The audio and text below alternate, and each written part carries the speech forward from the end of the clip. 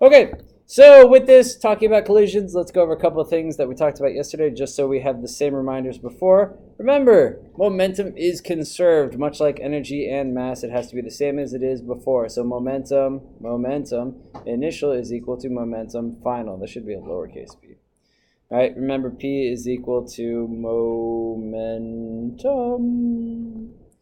Okay.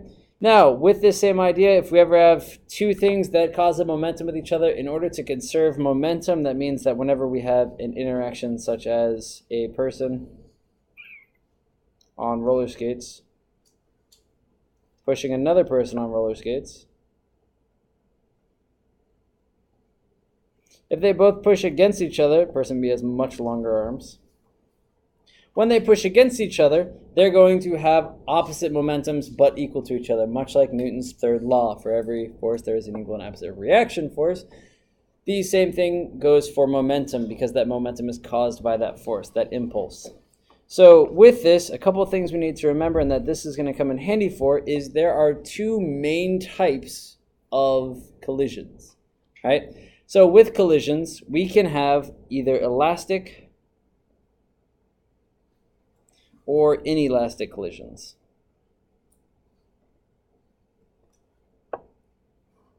And we'll just put collisions.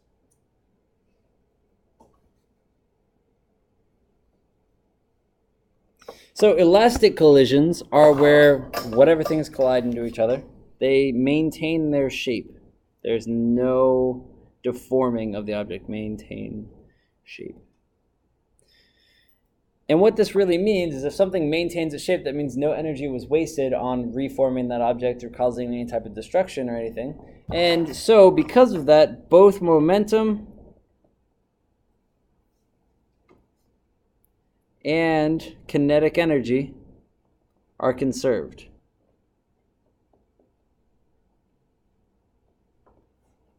In an inelastic collision, a lot of times these can have some type of deformation or deforming of something. And so because that energy is not conserved, or kinetic energy,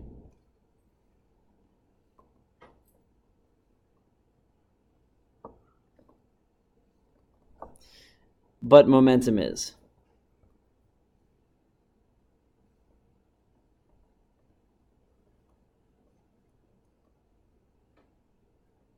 So an example of an elastic collision would be if we had a golf club and a golf ball, right? Think of it as the fact when you hit the golf club or hit the golf ball with the golf club, they both maintain their actual shape afterwards, and we can make two assumptions for it. The momentum initial is equal to the momentum final, and the kinetic energy initial is equal to the kinetic energy final. An example of an inelastic collision would be two cars. It's more like a truck. Womp. Womp. Right? If a truck is going to sit there, and I should be able to copy this. Let's hope this works. Copy. Paste. Can I flip it?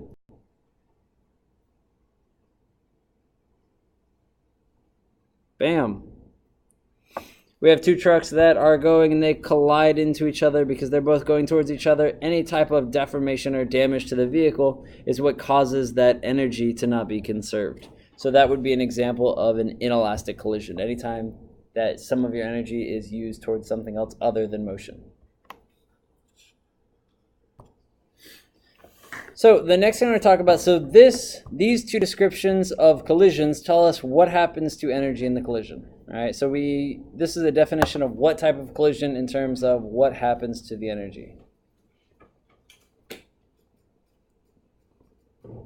Now we can say there are two other types of collisions. Let me rephrase that. There are not two other types of collisions. There are two main cases of collisions, two of the most common cases. And the first case where we see a collision in is, we'll write case 1. That's where we have things collide and separate. So they collide, come together, and then they separate, going off in their separate ways. They do not necessarily, or they don't stick together at all.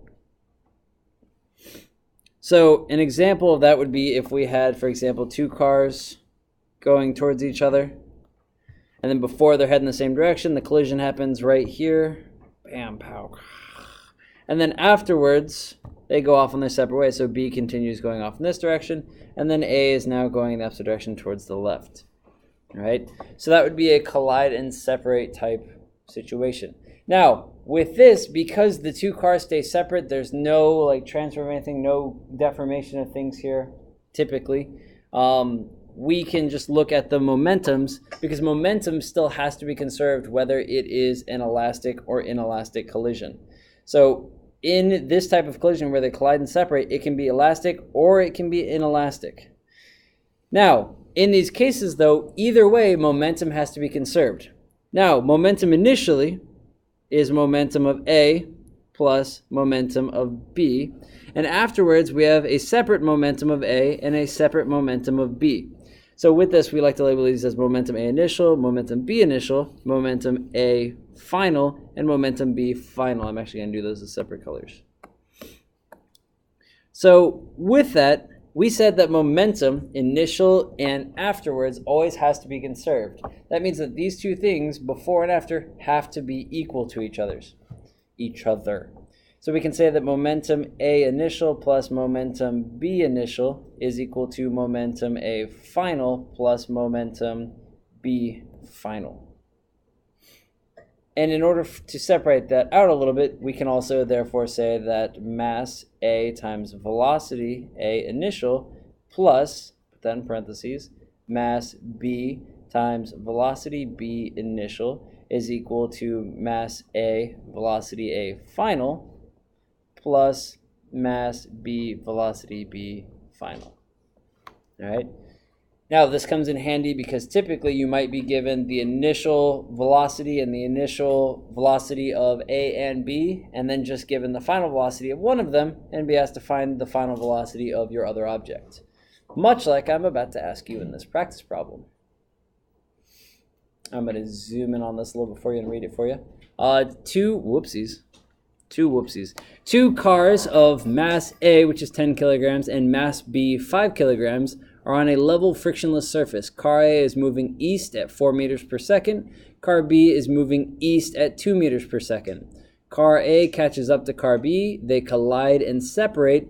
After the collision, car A is traveling 1 meter per second. What is car B's velocity after the collision? And we're going to take a moment so you guys can start to set that up on your own. Pause. Hopefully you paused this and did it at home. Yeah, I'm talking to you, unnamed student. So with that being said, let's start going over this problem. Remember, the first step to solving any problems is to read the problem carefully. I already did that for you. You might have done it again. The second step is to draw a picture or a free body diagram. In order to save time, we're just going to draw boxes instead of cars.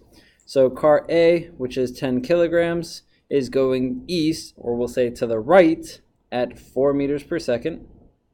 Right? Then car, and this is car A, car B is also going to the east, and it has a mass of 5 kilograms at 2 meters per second. Now, the reason, and it'll make sense in a moment, car A catches up to car B. In order for car A to catch up to car B, that means I have to know that car A is behind car B over here. Right? Also, if you're writing them in order A, B, you would kind of write them like that. Car A catches up to car B. They collide and separate. After the collision, car A is traveling at 1 meters per second. So this is before.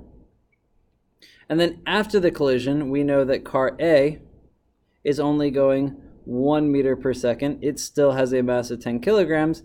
And car B, which is still 5 kilograms, is going at an unknown velocity. Okay? So now the next step we can do is to write our knowns. So things that we know that mass A is 10 kilograms. We know that mass B is 5 kilograms.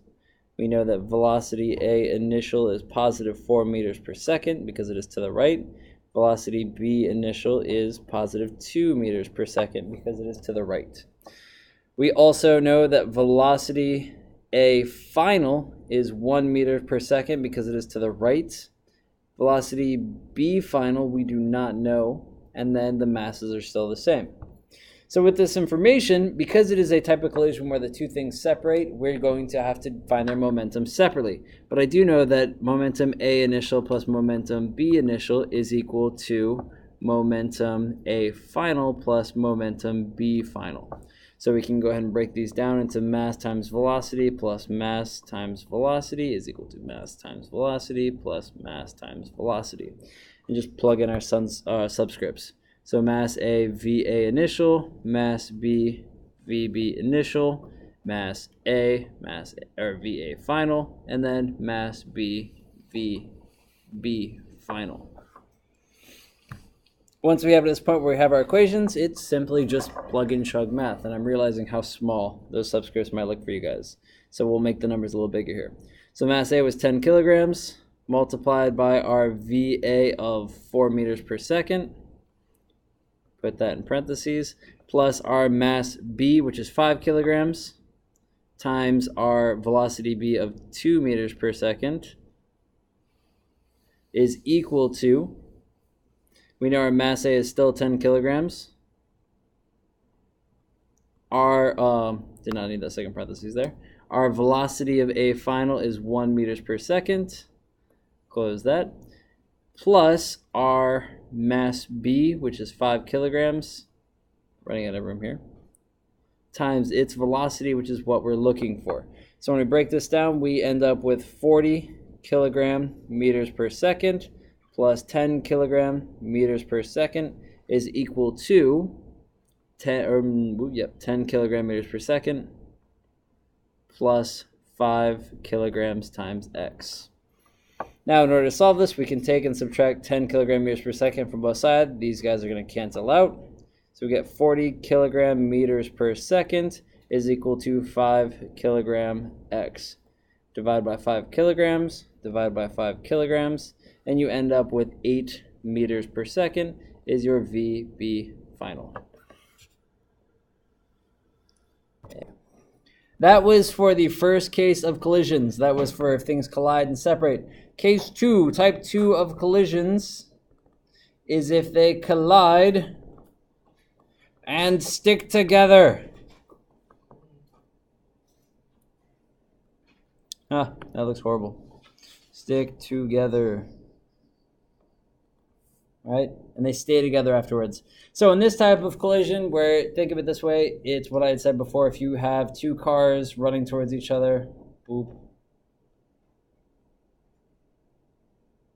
Or once again, a truck. Trucks are just easier to draw. And then one's a long bed, one's a short bed. So these two trucks are driving towards each other, and then all of a sudden they collide and they crumple together. So they're kind of stuck together. So this truck is driving the same direction. Bam, they collide together, and they're now just two hunks of metal stuck together. That would be the type of collision where they stick together. So afterwards, the momentum is still going to be conserved. So in this type of collision, momentum is still conserved. All right, because all of that momentum, all that mass is still there, and so that velocity between them has to have gone somewhere. So with this, we can say that their momentum initial still has to equal momentum final. The difference is, though, we have the momentum of A plus the momentum of B, and this is for their initial, is equal to the momentum of A, B together, because they are now stuck together as one mass, so as a whole, they have one momentum in the end. So when we break that down, we end up with mass A times velocity A initial plus mass B velocity B initial is equal to mass of A plus, mass of A plus mass of B times the velocity of AB when they're stuck together. All right?